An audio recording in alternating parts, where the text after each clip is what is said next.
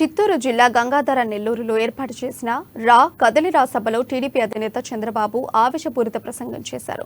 CM జగన్పై తీవ్ర స్థాయిలో ధ్వజమెత్తారు. ఈ రోజు పులివెందుల పంచాయతీ ఒకటి తయారైందని అన్నారు. రాజశేఖర రెడ్డి ముఖ్యమంత్రిగా ఉన్న సమయంలో అడ్డంగా దోచేసిన వ్యక్తి జగన్మోహన్ రెడ్డి అంటూ ఆరోపించారు. వైఎస్ఆర్ చనిపోయాక మొత్తం అవినీతి బయటకు వచ్చింది.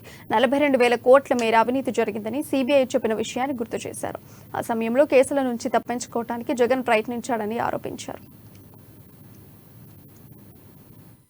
మోహన్ గారికి మరియు ఈ జీడి నెల్లూరు నియోజకవర్గాలు తెలియజేస్తూ విరమించుకున్న జై చంద్రబాబు నాయుడు, జై లోకేష్ బాబు గారు, జై చంద్రబాబు గారికి. దయచేసి నిలబడి ఉన్న వాళ్ళు భారీగా జనం అంతా కూడా రోడ్ల మీద ఉన్నారు.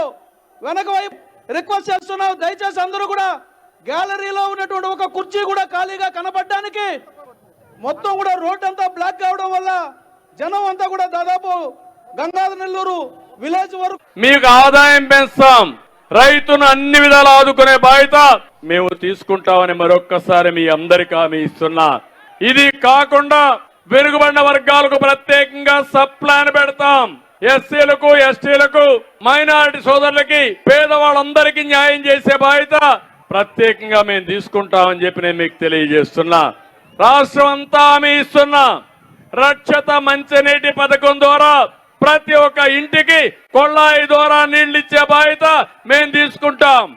కేంద్రం 30,000 కోట్ల రూపాయలు ఇస్తే ఆ డబ్బులు కూడా ఉపయోగించుకోలేని అసమర్థ ప్రభుత్వం ఈ జగన్మోహన్ రెడ్డి ప్రభుత్వం అని చెప్పి కూడా నేను మీకు తెలియజేస్తున్నా. ఇంకో పక్క తిరుపతి వెంకటేశ్వర స్వామి ఈ జిల్లాలో ఉండడం మనందరి అదృష్టం, అవునా కాదా అని మిమ్మల్ని అడుగుతున్నా.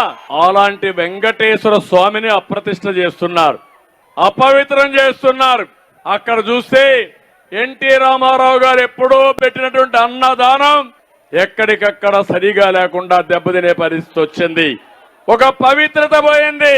నేను ఒకటే చెప్తున్నా, వెంకటేశ్వర స్వామికి ఎవరైనా అపవిత్రంగాని చేస్తే, చెడు గాని కీలు గాని చేస్తే వాళ్ళని వదిలిపెట్టాం. అలాంటి వాళ్ళని తప్పకుండా శిక్షించే బాధ్యత కూడా తీసుకుంటామని హెచ్చరిస్తున్నా.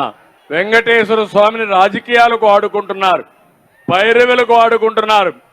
అన్ని చూస్తున్నాడు కలియుగ దేవుడు వెంకటేశ్వర స్వామి.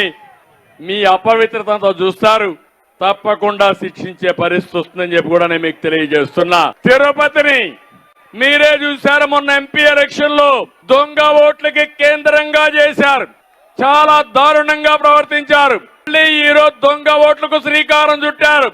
ఇక్కడుండే మిమ్మల్ని అందరినీ కోరుతున్నా, ఎప్పటికప్పుడు మీ ఓటు